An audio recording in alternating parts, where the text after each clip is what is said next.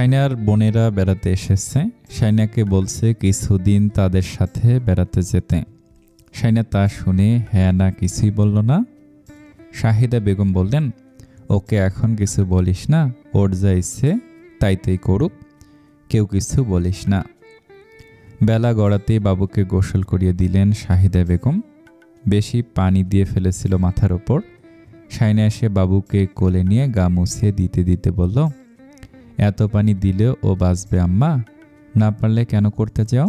আমি তো বলেছি কিছুক্ষণ পর আমি ওকে গোসল করিয়ে দেব। ঠান্ডা লেগে গেলে তখন আবার বলবা দোষ আমার। বলে মেয়েকে তোয়ালেতে জড়িয়ে সে ভেতরে চলে গেল।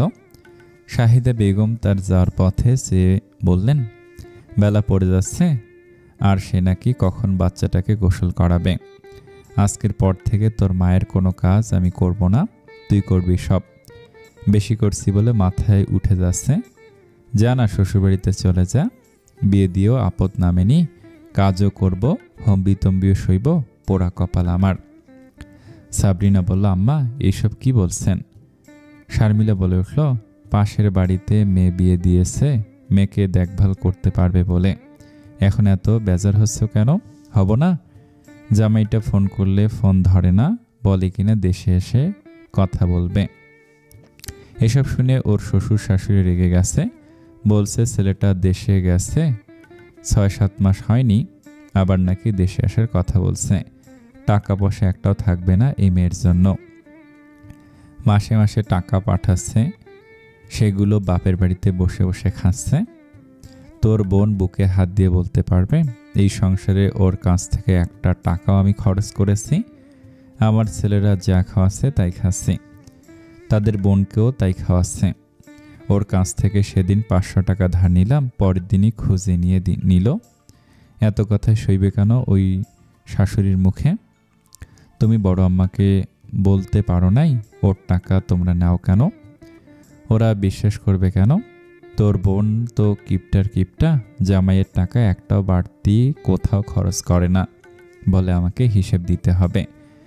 কেন করে না সেটা তো বুঝতে পারছো। বড় আম্মা এরপরও এমন কিছু বললে মুখের উপর বলে দেবে ও তোমার সংসারে 1 টাকাও বাজার খরচ দেয় না। তাজদার সিদ্দিকের টাকা তার বউ বাচ্চার ঔষধের পেছনেই খরচ হচ্ছে। শাহিদা বেগম বলল, আমি ওই ছেলেকে আর কিছু বলতে পারবো না, লজ্জায় আমার মাথা কাটা যাচ্ছে। কত করে বলছে আপনাদের মেয়েকে বোঝান, আমি ওকে কোনো মতেই বোঝাতে পারি না। ছেলেটা ওখানে চাকরি করবে নাকি ওকে নিয়ে টেনশন করবে? ছেলেটাকে আরও কি বলেছে আল্লাহ মালুম। ওই মেয়ে কখন এত বজ্জাত হলো আমি তো বুঝলাম না। সাবরিন এতক্ষণ চুপচাপ কাপড় মেলে দিচ্ছিল পুকুর পাড়ের রশিতে। সে একবার মুখ খুলল, বলল, তোমাদের ছোট জামের কিন্তু পয়সার অভাব নেই আম্মা। 2 মাস অন্তর দেশে আসার তৌফিক দিয়েছে আল্লাহ। তোমার মেয়েও সেটা জানে, তাই বলতেছে দেশে আসার জন্য। ওকে ধমকে কিছু হবে না। অনেক তো ধমকেছ, কাজ হলো। তুমি বড় আম্মার কথা কানে নিও না। বড় আম্মা আর বড় আব্বা চাইছে ছেলের 2 পয়সা জমুক, ব্যাংক ব্যালেন্স ভরুক। ওরা চাইবেই ছেলে যাতে বউয়ের কথায় দেশে না আসে। শারমিলা বলল, কথাটা ঠিক, বিয়ের পর তো 5 মাস গেল হাসপাতালে, ওদের সংসার হলো কই?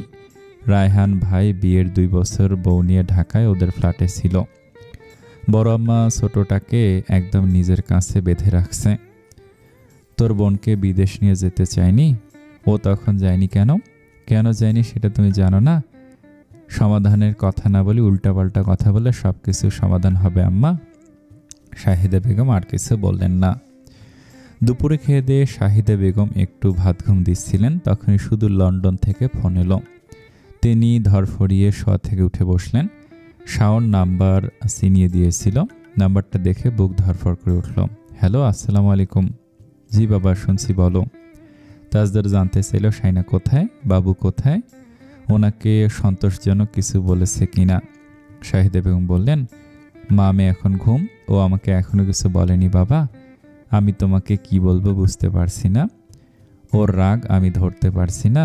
ও এমন মেয়ে তো ছিল না, কোনোদিন আমার হ্যার উপরে না বলেনি। পাতে যা দিতাম তাই খেয়ে উঠে যেত। ওর বাপ ভাই যেটা পছন্দ করে আনতো ওটাই পড়তো। এত নখরামি ছকরামি কখনো করেনি। তাজদার গম্ভীর হয়ে সব শুনে বলল, আচ্ছা, ও যখন যেতে চাইছে না তখন যাওয়ার দরকার নেই, আমি আম্মুকে বুঝিয়ে বলবো।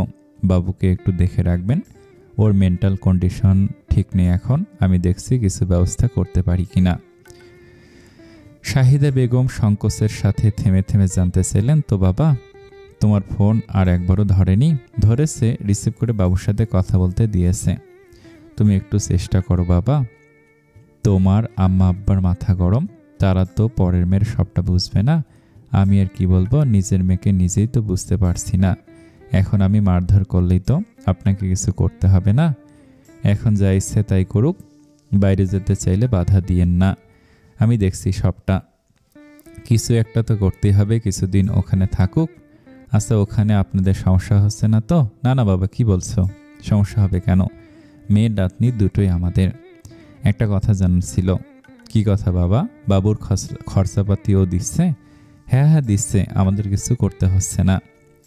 একটু থেমে এসে শাহিদা বেগমকে আবারও জিজ্ঞেস করলো, বাজার খরচ দেয় না? যদিও বাজার খরচ দেওয়ার কথাটা সে শাইনাকে নিজে থেকে বলেনি, সে কিছু মনে করবে ভেবে ভাববে তার বাপ ভাইয়ের এত অভাব, তার খাওয়ার খরচ দিতে হবে, তাজদার সিদ্দিকি কি ভাবছে তাদের। কিন্তু এত মাসে থেকে সে ভালো মন্দ খাবার ফলমূল খেতে হচ্ছে, বাজার খরচ কিছু তো তার দেওয়া উচিত। ও যদি না দেয় তাহলে সে এদিক থেকে পাঠিয়ে দেবে, তাই জানতে চাওয়া। শাহিদা বেগম মিথ্যে বললেন, দেয় দেয়, বাজার খরচও দেয়। তাজদার বলার ধরন দেখে সত্যিটা বুঝে গিয়েছে যদিও, তবু বলল আচ্ছা। আর কিছুক্ষণ কথাবার্তা বলে সে ফোনটা রেখে দিল। গত সপ্তাহে শাইনা তার ব্যাংকে মানি স্টেটমেন্ট সেন্ড করেছিল, কোথায় কত টাকা গিয়েছে তা হিসেব করে নোট করে দিয়েছিল। এটাও বলেছিল সে তিতলিকে নিয়ে পার্লারে গিয়েছিল, মেজো আপু তাকে দেখে বারবার করে বিরক্তি প্রকাশ করায়। সেখানে কত টাকা, বাবুর পেছনে কত টাকা গিয়েছে সবকিছুর হিসাব দিয়েছে। অন্যান্য মাসের চাইতে এই মাসে খরচ কেন বেশি হয়েছে তার হিসেবটাও দিয়েছে। তাজদার খানিকটা অবাক হয়েছিল শুরুতেই, সেটা জানতো যে শাইনা তার পাঠানো টাকা দিয়ে বিলাসিতা করবে না, কারণ এতগুলো মাস ধরে সে টাকা পাঠাচ্ছে। শাইনা এই টাকা থেকে নিজের জন্য একটা ড্রেস অবধি পছন্দ করে কেনেনি, না একটা চুলের ক্লিপ। তাই তো সে তাসনুভাকে বলেছে নিউ মমের জন্য যত স্কিন কেয়ার প্রোডাক্ট লাগে সব কিনে দিতে। কিন্তু এভাবে পার্লারে যাওয়ার খবরটা হিসেব দিয়ে রাখবে, এটাও সে ভাবেনি। রাগও হয়েছিল ভীষণ। পরক্ষণে তার মনে হলো সে বোধহয় ওইটুকু অধিকার বোধ এবং টাকা পয়সা তার ভাবার অবকাশটুকু শাইনাকে দেয়নি, যার কারণে শাইনার মনে হতো টাকাগুলো তার ইনকামের একটা অংশ সেই স্ত্রীর হিসেবে ডিজার্ভ করে, এটা তার হক। শুধু একটা নিছক দায়িত্ববোধ নয়, তার শাইনাকে ফিল করানো উচিত ছিল এই টাকাগুলো একান্তই তার। সে ইচ্ছে মতো খরচ করলো, তাজদার সিদ্দিকি তাকে কিছু বলবে না, কৈফিয়ত চাইবে না। তার এই কুণ্ঠাবোধ দূর করতে পারেনি দেখে তার নিজের কাছে লজ্জাবোধ করছিল তখন। শাইনা প্রায় 1.5 মাস পর জায়নামাজ বিছিয়েছে আজ। দাদিমা বললেন, দেখ বোন, তোর মনের শান্তি একমাত্র আল্লাহ দেবেন, নামাজ কালাম পর দেখবি মনে শান্তি লাগবে। 1.5 মাস আগে সে ঠিকঠাকভাবে নামাজ পড়তে পারছিল না, সূরা মুখ দিয়ে আসছিল না, নামাজের মধ্যে বারবার অমনোযোগী হয়ে পড়ছিল। যাবতীয় সব ভুলভাল চিন্তা ভাবনা মাথায় কিলবিল করছিল নামাজে দাঁড়ালে। জোর করে মুখে সূরা আসছিল না, এলেও মনে হচ্ছিল ভুলভাল পড়ছে। আজ 1.5 মাস পরও তার অবস্থার উন্নতি হয়নি দেখে সে নিজেই জায়নামাজে বসে কান্নাকাটি জুড়ে দিল। তার অন্তর এতটা কুলুষিত কখনো ছিল না, বরং তার অন্তর কতটা প্রশান্তির, কতটা ঐশ্বর্যতা ছিল সেখানে তা উপর আল্লাহ ছাড়া কেউ জানে না। ধন দৌলত প্রাচুর্যের চাইতেও বেশি প্রশান্তি ছিল সেখানে, কারণ নুন খেলে গুণ গাইতে হয়, এটা সে ছোট থেকেই জানে, বিশ্বাস করে, পালনও করত। এতটা অকৃতজ্ঞ তো সে কোনোদিন ছিল না। কারো কাছ থেকে যত্ন আত্মি, ভালোবাসা, মমতা, আস্থা, নিঃস্বার্থ সঙ্গ পরপর তাকে খালি হাতে ফিরিয়ে দেওয়ার যে অপরাধবোধ তাকে ভেতর থেকে গিলে খাচ্ছে, সেই দুঃখের সে আজ সম্পূর্ণ বিধ্বস্ত। সে নিজেকে ফিরে পেতে চায়, যার অন্তরে দয়া, মায়া, ভালোবাসার কোনো শূন্যতা কোনোদিনই ছিল না। নিজের কাছে সে নিজে মরিয়া হয়ে ফিরতে চায়। যদিও সে জানে হারিয়ে যাওয়া মানুষকে খুঁজে পাওয়া যত কঠিন, নিজের হারিয়ে যাওয়া সত্তাকে ফিরিয়ে আনা তার থেকেও অনেক কঠিন। তবু সে ফিরতে চায়।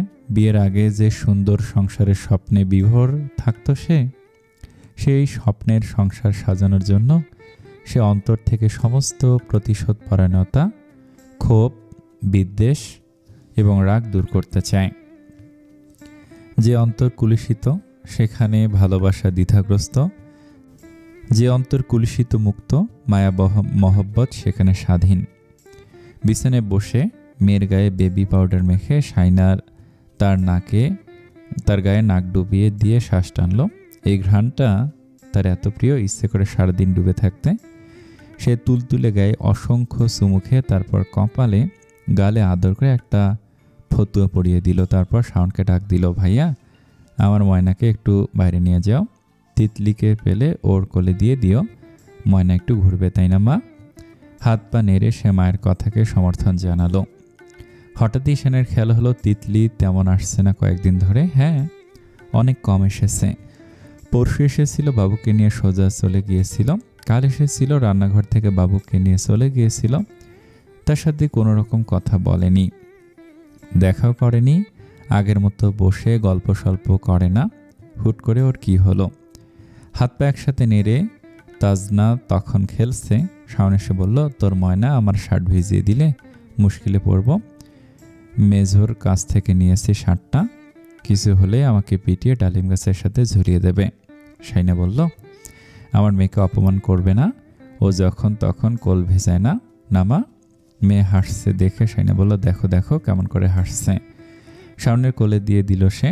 শাওন তাকে নিয়ে যেতে যেতে বলল, মামা বড় হয়ে যা দ্রুত, মামুর জন্য বউ খোঁজা লাগবে বুঝলি? আরে ভাই, এই মেয়ে কি বোঝে এত হাসে? তাজনাকে পাড়া প্রতিবেশীরা সবাই আদর করে, সেই কোল ওই কোল ঘুরে বেড়ায় সারাদিন। খিদে পেলে তখন কাঁদে। সবাই বলাবলি করে তাজের মেয়েটা মিশুক হবে, সবার কোলেই থাকে। শাওন তাকে নিয়ে ঘুরে বেড়ালো অনেকক্ষণ। আসরের পর পর এনে দিল। শাইনা তখন আসরের নামাজটা সবেমাত্র পড়ে উঠেছে। শাওনের ডাকে দরজার কাছাকাছি গেল। বাবুকে কোলে নিয়ে বুকের সাথে জড়িয়ে মাথায় টুপটপ কয়েকটা চুমা খেলো। বলল, অনেক বেরোনো হয়েছে, এবার আমার আম্মা খাবে, খুব খিদে পেয়েছে। প্যাম্পাস কি ভিজেছে দেখি দেখি না ভেজেনি। মেয়ের সাথে কথা বলতে বলতে নিজের ঘরের দিকে চলে গেল সে। দরজা বন্ধ করে তাজনাকে খাওয়াচ্ছিল। ঠিক তখনই ঘরের বাইরে শাহিদা বেগম, আফসার সাহেব, আশরাফ দুলাভাই সবার গলার আওয়াজ শোনা গেল। কি বলাবলি করছে তা যদিও শোনা যাচ্ছে না। মেয়ে ঘুমিয়ে পড়ায় শাইনার মাগরিবের নামাজ আদায় করতে সুবিধা হয়েছে। সে মাগরিবের নামাজ আদায় করে মেয়ের মাথায় একটা ফু দিল, দোয়া পড়ে। তারপর মনে হলো তার কিছু খাওয়া উচিত। তখন ঘর থেকে বের হলো। রান্নাঘরে শাহিদা বেগম নেই, শুধু আপা, ভাবি আর দাদি।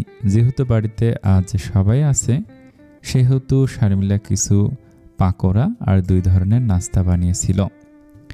সে কয়েকটা পাকোড়া আর কিছু নাস্তা নিয়ে 1 মগ চা নিয়ে ঘরে চলে যাচ্ছিল। ঠিক তখনই সাবরিনা ডাকল, শাইনা।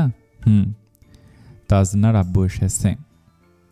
তৌসিফের কণ্ঠস্বর শোনা যাচ্ছে তার ঘরে। দাদিমা মৃদুস্বরে বললেন, ওর চাচা এসেছে ওকে নিয়ে যাওয়ার জন্য। একটা সুন্দর দেখে ফ্রক পরিয়ে দে। বাপের সাথে প্রথম মোলাকাত। শাইনার কানে তখনও বাজছে সাবরিনার বলা কথাটা, তাজনার আব্বু এসেছে।